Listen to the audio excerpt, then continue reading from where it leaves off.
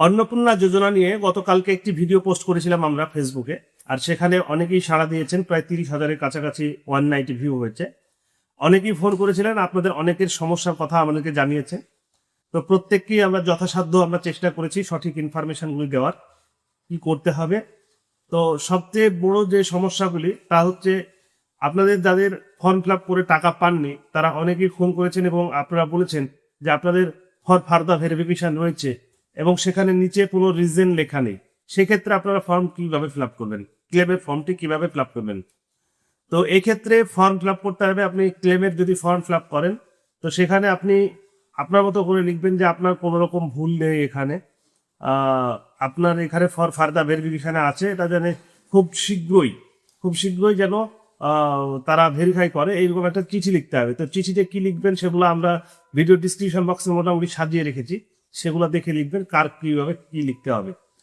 তো এর মধ্যে আপনারা আরেকটা বিষয় আমাকে জানিয়েছেন, বেশ কয়েকজন ফোন করেছিলেন যে আপনাদের কারো আধার নাম্বার, যখন first time form fill up করেছিলেন কারো আধার নাম্বার ঠিক দেননি, কারো ব্যাংক অ্যাকাউন্ট নাম্বারে হয়তো লিঙ্ক আছে কিন্তু ব্যাংকে টাকা এখনো ঢুকেনি, এরকম অনেকে জানিয়েছে।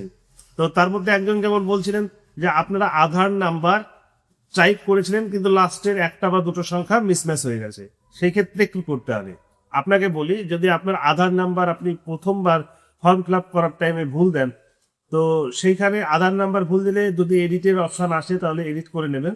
আর এডিটের অপশান না আসলে আপনি ক্লেমের বক্সে ক্লেম যে করছেন সেই ক্লেম করার টাইম নিচে যে চিঠির যে অপশানটা আসছে, অর্থাৎ আপনি আপনার সেলফ ডিক্লারেশন এখন যেটা লিখবেন, সেই ডিক্লারেশনে আপনি মেনশন করবেন যে আপনার এরকম আধার নাম্বারটা ভুল হয়েছিল, সেই আধার নাম্বারটা কিভাবে আমি সলভ করবো, আপনি এখান থেকে এডিট করার ব্যবস্থা করতে এরকম আপনাকে লিখতে হবে। এবার আপনার অনেকের একটি প্রশ্ন যে আমি বাংলায় লিখবো না ইংরেজিতে লিখবো। তো আপনি যদি পারেন ইংরেজিতে লিখবেন, সব থেকে ভালো। আর বাংলায় লিখলে আমি নিজেও জানি না যে বাংলা সাপোর্ট করে কিনা, সেই অন্নপূর্ণা যোজনার অফিসিয়াল সাইটে তারা দেখতে পাবেন কিনা। তবে ইংরেজিতে লেখাটাই বেটার, সব থেকে ভালো। যদি আপনি নিজে না পারেন সেক্ষেত্রে যারা ইংরেজিতে জানে তাদের কাছ থেকে লিখে নিন, লিখে তারপরে আপনি সাবমিট করুন।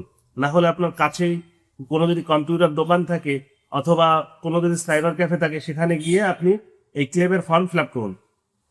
এবার অনেকের একটি প্রশ্ন যে এই ক্লেমের ফর্ম ফিল আপ করার পরে আমরা কি বিডিও অফিসে গিয়ে জমা দেব ফর্মটি? তো এইরকম কোনো কিন্তু কোথাও নোটিশ জারি হয়নি যে আপনাকে বিডিও অফিসেই দিতে হবে জমা। কারণ ক্লেম করছেন অনলাইনে ক্লেম করার পরে এটা অটোমেটিকলি ভেরিফিকেশন হবে। এবার যদি আপনার নিজস্ব যে বিডিও অফিস রয়েছে সেখানে যদি জমা নেয় ফর্ম, আপনি যে পেপারগুলো জমা দেবেন বলছেন, সেই ফর্মগুলি আপনি জমা দিতে পারেন যদি আপনার পঞ্চায়েতে বা আপনার বিডিও অফিসে জমা নেয়। কিছু কিছু জায়গায় নিচ্ছে, আমি জানি যে কিছু কিছু জায়গায় জমা নিচ্ছে। তো সেই সকল জায়গায় আপনি দিতে পারেন। সেখানে আপনি আধার কার্ডের জেরক্স, ভোটার ছবির জেরক্স এবং আপনি যে ইয়ে করেছিলেন, ভোট দিয়েছেন সেই ভোটের স্লিপের জেরক্স, এগুলো দিতে পারেন। তো এগুলাই বিশেষ করে দিচ্ছে অনেকেই, আমি দেখলাম আমাদের এই বিডিও অফিসের কাছেও অনেকেই কিন্তু এটা দিয়েছে। তো এগুলো আপনাকে দিতে হবে। আর যারা টাকা পাননি অযথা ধৈর্য হারা হবেন না, গুজবে কান দেবেন না, আপনারা অপেক্ষা করুন। দেখুন, আপনার যদি আপনি পাওয়ার জন্য যোগ্য ব্যক্তি যদি হয়ে থাকেন, সরকার যথারীতি চেষ্টা করছে আপনাদের প্রতিটা ফর্মকে খুব সুন্দরভাবে ভেরিফাই করা হচ্ছে। অনেকেই টাকা পেয়েছেন আমাদের যে সিএসসিতে অনেকেই এসেছেন যে অনেকেই টাকা পেয়েছে, আবার অনেকেই পাননি। গত মাসে অনেকে পেয়েছেন, এই মাসে পাননি। তো এগুলা কেন হচ্ছে? গত মাসে পেলাম, এই মাসে পেলাম না কেন? তো গত মাসে পেলাম, এই মাসে পেলাম না, গত মাসে আপনার এটা ভেরিফাই করা হয়েছিল, এগুলো বিডিও অফিস থেকে ভেরিফাই করা হয়েছিল। এখন ফাইনালি ভেরিফিকেশন করা হচ্ছে এবং ফাইনাল ভেরিফিকেশন করার পরে যদি আপনি যোগ্য মনে হন বা যোগ্য ব্যক্তি হন তাদের সিস্টেমে, তবেই কিন্তু আপনি টাকা পাচ্ছেন। এবার আপনার গতবার টাকা পেয়েছেন, এবার টাকা পাননি, আপনি ক্লেমে সেটা জানান। তারপরে তারা আবার ভেরিফাই করতে আসবে আপনার বাড়িতে, আশাকর্মী দিয়ে ভেরিফাই করাবে। যদি ভেরিফাই করিয়ে মনে হয় না আপনি সেই যোগ্য ব্যক্তি, তবে টাকা পাবেন। অযথা ধৈর্য হারা হয়ে এখানে সেখানে ঘুরে বেড়াচ্ছেন, পঞ্চায়েতে যাচ্ছেন, বিডিও অফিসে যাচ্ছেন, এই কম্পিউটারের দোকানে প্রতিদিন চক্কর পাচ্ছেন, এইসব মেরে কিন্তু কোনো কাজ হবে না। আপনাকে অপেক্ষা করতে হবে। এবং যাদের আন্ডার ইনকোয়ারি রয়েছে, আন্ডার ইনকোয়ারি মানে তাদের ইনকোয়ারি প্রসেস চলছে, আপনাদের সিস্টেম ভেরিফিকেশন চলছে, আপনাদের ভেরিফিকেশন হয়ে গেলে আপনারা টাকা পাবেন। আবার কারো আরেকটা বিষয়, সব থেকে বড় বিষয় হচ্ছে যাদের ভোটার লিস্টে নাম নেই বর্তমানে, গতবার কিন্তু টাকা পেয়েছেন, এর আগের লটে অনেকেই টাকা পেয়েছেন যাদের ভোটার লিস্টে নাম ছিল না। এবার পাননি। তো সেই সকল ক্ষেত্রে আমরা জানি রাজ্যের মুখ্যমন্ত্রী শ্রী শুভেন্দু অধিকারী জানিয়েছিলেন যে যাদের ভোটার লিস্টে নাম নেই কিন্তু ট্রাইব্যুনালে আবেদন করেছিলেন তারা কিন্তু বর্তমানে টাকা পাবেন। তো সেই ক্ষেত্রে গতবার টাকা দেওয়া হয়েছিল, এবার কেন দিলেন না সেটা আমরা জানি না। তো আপনি সেক্ষেত্রেও আপনি আপিল করতে পারেন। সেক্ষেত্রে আপনি আপিল করতে পারেন। কি আপিল করবেন? সেই একই রকমভাবে ক্লেম অপশানে গিয়ে আপনি লিখবেন যে আপনি গতবার টাকা পেয়েছিলেন, এবার টাকা পাননি, আপনি একজন যোগ্য নাগরিক এবং আপনি যোগ্য ব্যক্তি যদি হয়ে থাকেন তবেই লিখবেন।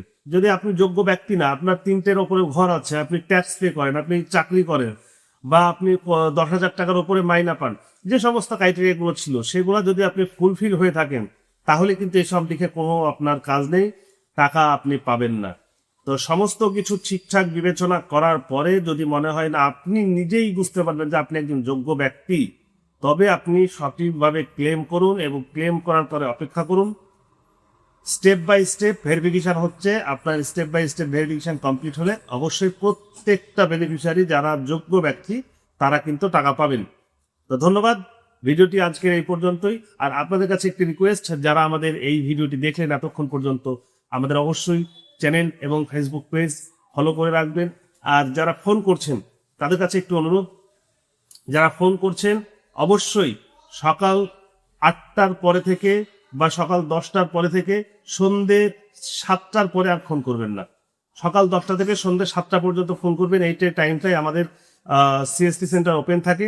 এই টাইমটায় ফোন করবেন। আমাদের যথারীতি যারা থাকে স্টাফ প্লাস আমি যখন থাকি, অবশ্যই আপনাদের যদি কোনো রকম সমস্যা থাকে তো সেসব সমস্যার সমাধান আমরা করার চেষ্টা করব। আর যারা ফোন করছেন যে অন্নপূর্ণাটা দাদা আমাকে পাইয়ে দিন, পাবো কি না, এই সব ব্যাপারে আপনারা কখনোই ফোন করবেন না, কারণ আমরা কোনো অফিসিয়াল স্টাফ নই। আমাদের নিজস্ব সিএসসি সেন্টার আছে, সেই সব সিএসসি সেন্টারে আপনাদেরকে সঠিক ইনফরমেশনগুলি দিয়ে থাকি। তো আপনারা ইনফরমেশন এখান থেকে কালেক্ট করতে পারবেন যে আপনার কি করতে হবে, কোনটা ভুল হয়েছে, সেসব ইনফরমেশন দিন। যারা অন্নপূর্ণা টাকা পাননি বা পাবেন কি পাবেন না, এটা সম্পূর্ণটাই কিন্তু সরকারের ব্যাপার। সরকার কাকে দেবে কাকে দেবে না এটা কিন্তু সরকার স্পষ্টভাবে জানিয়ে দিয়েছে যে আপনি যোগ্য ব্যক্তি হলে আপনি পাবেন, আপনি যদি যোগ্য ব্যক্তি না হন আপনি টাকা পাবেন না। তো এই সব ব্যাপারে অবশ্যই আপনারা ফোন করবেন না। নতুন কোনো প্রজেক্ট আসলে সে সকল প্রজেক্টের আমরা অবশ্যই ভিডিও করে আপনাদের সামনে তুলে ধরবো। তাই আমাদের চ্যানেলটি ফলো করে রাখবেন এবং এতক্ষণ ভিডিওটি দেখার পরে যদি ভিডিওটি একটু আপনার উপকারে আসে বা ভালো লাগে, আগামীতে যদি এমন সুন্দর ইনফরমেশন পেতে চান তাহলে অবশ্যই আমাদের চ্যানেলটিতে লাইক করে সঙ্গে থাকুন। ধন্যবাদ।